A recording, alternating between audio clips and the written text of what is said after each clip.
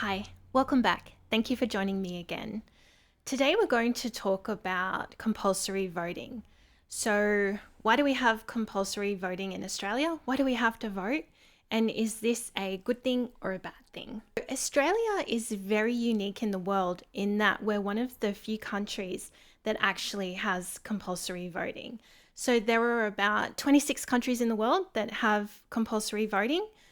But every other country has voluntary voting or like no voting at all, which is very bad.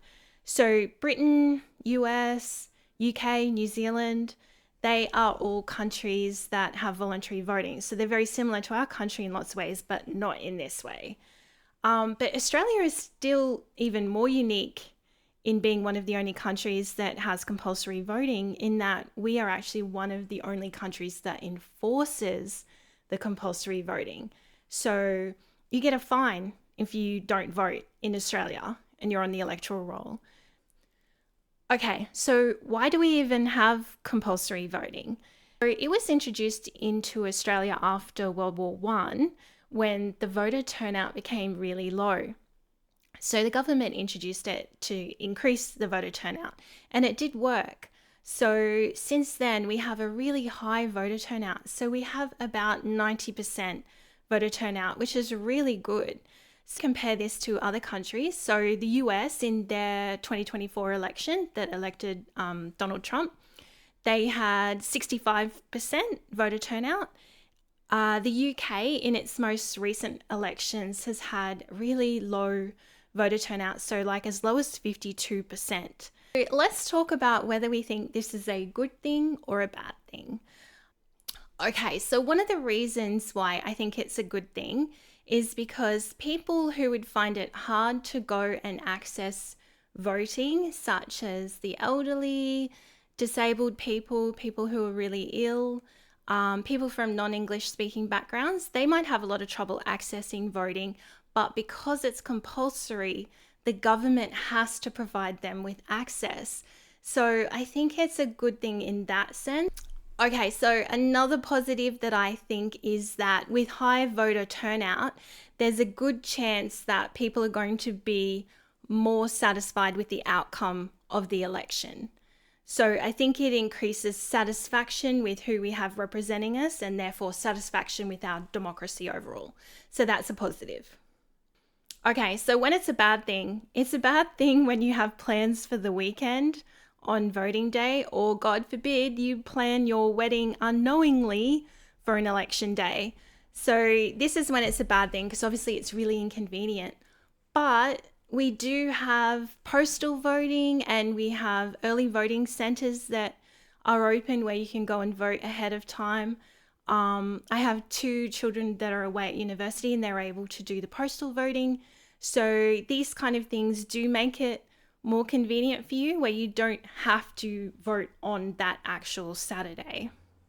Some people will say it's a bad thing because it encourages like ill-informed voting. So people that don't really know who they're going to vote for, they haven't really thought about it, and they just go along and, fill it out on a whim without thinking about it. But I also think that the government has a responsibility to make sure that people are informed.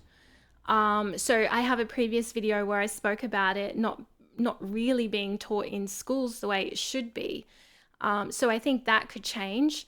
It's also something I feel really passionate about, which is why I started this YouTube channel, to try to get people to engage a little bit with what's going on, trying to make it as interesting as possible so that they feel that they are informed when they go and vote, so that they have the information they need.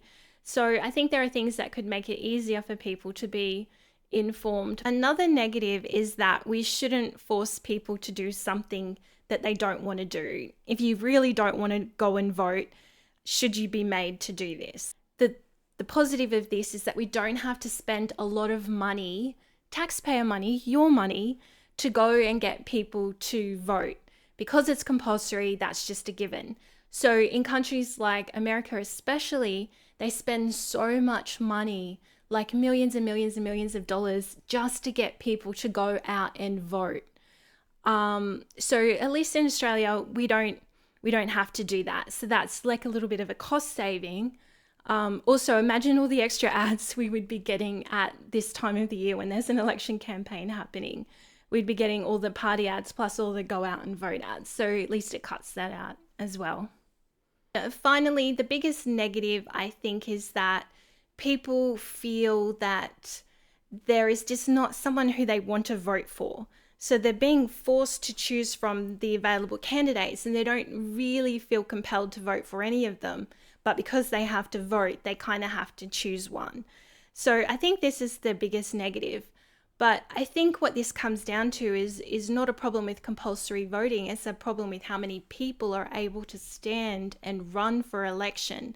So this is a whole nother video, but I'll just quickly say there are a lot of people who would be really good candidates who you might feel really motivated to vote for, but they can't run. One, if they want to run for one of the major parties, they have to be pre-selected by that party. So that can be like a really grueling process.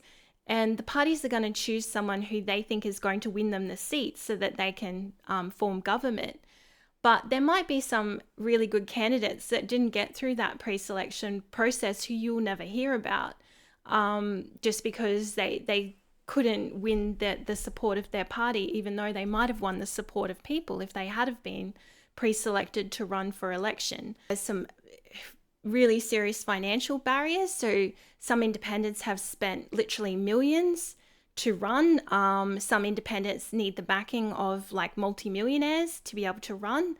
And this is where I give myself a plug. So excuse me for doing this, but I feel so passionate about this that I am running in the federal election for the Senate for New South Wales.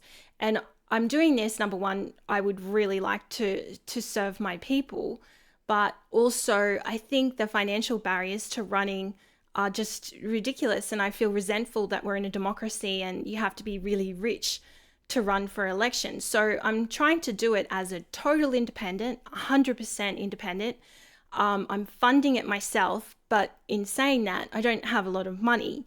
So I'm trying to do a pretty much no cost election campaign using social media. If I'm able to do this, it would show that anyone can run for election, that there are no barriers thanks to social media, and that would encourage a lot more people to be able to run. And then you would have a huge choice of different people, and if you know what they stand for, you could align yourself with someone who you feel really connected to and who you feel would serve you and represent you in our government. And I think that would be a really great thing for Australia. Okay, so what do you think? Do you think that compulsory voting is a good thing? Or do you think it's a bad thing? Do you feel resentful about this? Let me know in the comments below. I'm really interested to read your comments about how you feel about this. Thank you for joining me again. I look forward to seeing you next time. Bye. If you would like to know about a particular topic, please reach out. All my details are in the show notes below. I'd love to hear from you. If you would like to support me as a candidate running in the federal election for the New South Wales Senate, you can go to my website, theaveragewoman.org. I really need your support, so please like, share, subscribe to my videos, and go to my website to find out how you can support me. I'm attempting to be elected as a 100% totally independent candidate running a pretty much no-cost campaign.